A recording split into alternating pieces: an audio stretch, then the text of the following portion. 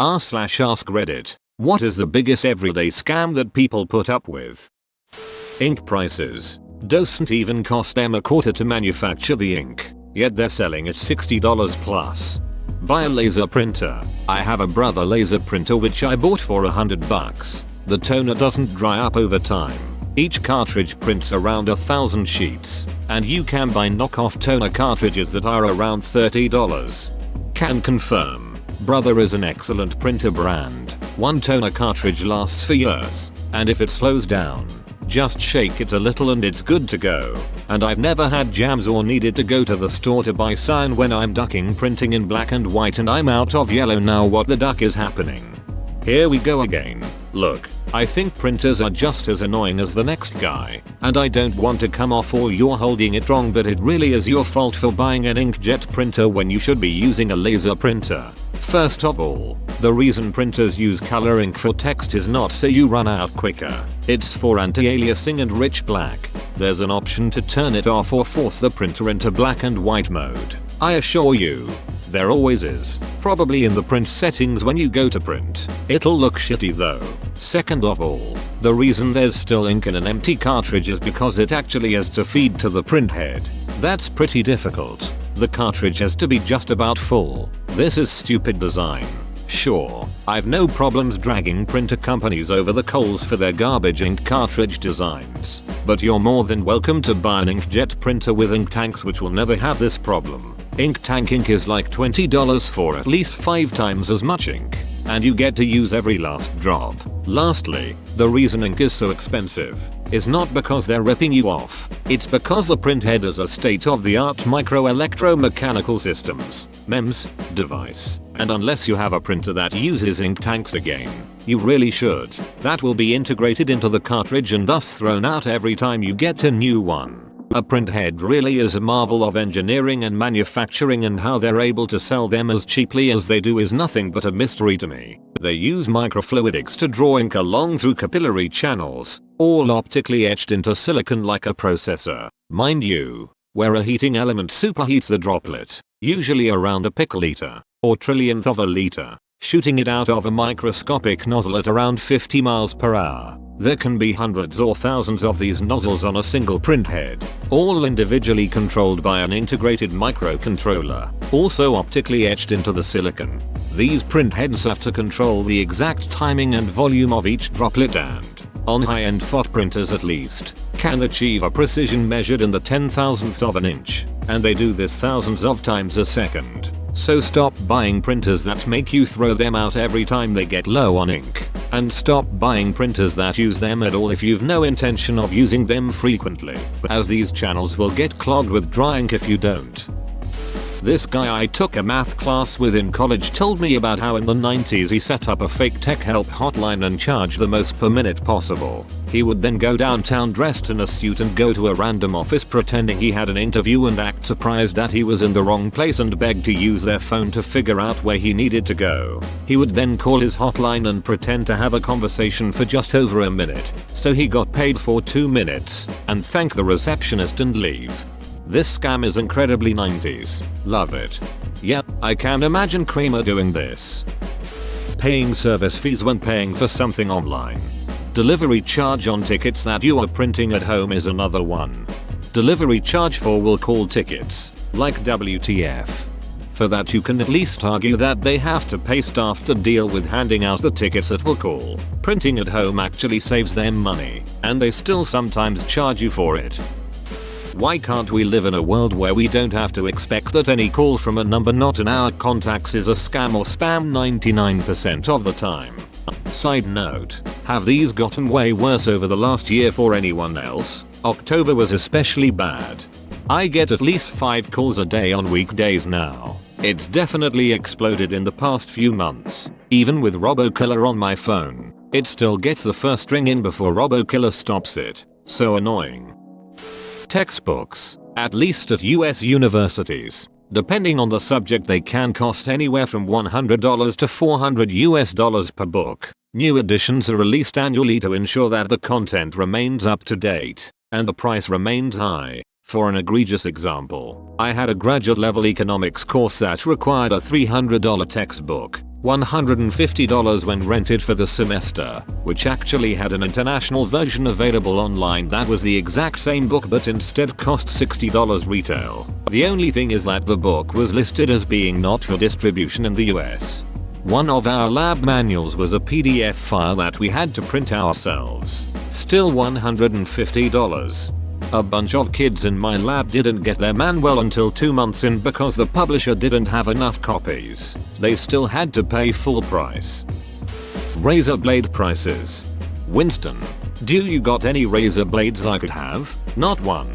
I've been using the same one for 6 months myself. The damned book never ceases to be relevant. Buy a double-edged razor and kit and you will recoup the money spent on expensive blades in no time. You can get around 100 feather blades for £10. Before bearding myself I would use each blade 4 times max, turning it twice. If you tell the truth I won't get mad. Which usually turns into no, I'm not mad, and then 2 minutes later, I just think it's funny how. College textbooks. You change a goddamn picture and release it as a new version and broke college kids have to buy it. It's the goddamn worst. Pearson is worse. Having to give your email address out to basically any company you buy something from so they can spam your inbox. Yes, I'm aware you can unsubscribe, but it's a pain in the ass. I've got a life to live and it doesn't involve meticulously curating my email inbox on a regular basis. This is why I have a Gmail account that is strictly for junk mail. I know the password for it so I can log in to verify if I need to, but otherwise, I never check it. Okay, I forgot my password to this site I use like once a year at most. Just going to reset it. Go into the mail account it's connected to and oh I got 5k emails since last I was here. Direct-to-consumer prescription drug marketing. People shouldn't go to the doctor and ask for a drug they saw on a commercial by name. That's just insane to me. Commercials like that are illegal in my country. You can only advertise over-the-counter medicine. Only legal in the US and New Zealand. Apparently Canada also allows it, but with some restrictions. Superfoods. They are all products of marketing and fads. Spinach is better and cheaper than kale. Strawberries, blueberries just as good and cheaper than acai, etc etc. Pro tip. Spinach and kale are super easy to grow. Cell phone data. They sell it like it's a finite resource. Like they'll run out if they give you too much. But yet if you don't use it all that month, none of it rolls over. In Canada we also pay the same amount of money for 2 GB that other countries get 100 GB or more for. Documentation fees when buying a car from a dealer. When I bought my car in August, I hammered out all the details before closing on Tuesday, leaving with a written price and a promise to come back the next day with a check from my credit union. Wednesday morning I come in with everything ready, only to have the person looking at the final paperwork with me quickly gloss over the $150 documentation fee. I stopped them there and said I'd brought a check for $X, not $X plus $150. They insisted it was necessary and non-negotiable. I insisted I'd take my business elsewhere. Have a good morning. They hemmed and hawed about it, but eventually got permission to lower the price of the car $150 so my check would be enough. I tend to let people walk all over me, so I was really proud of myself for standing up this time.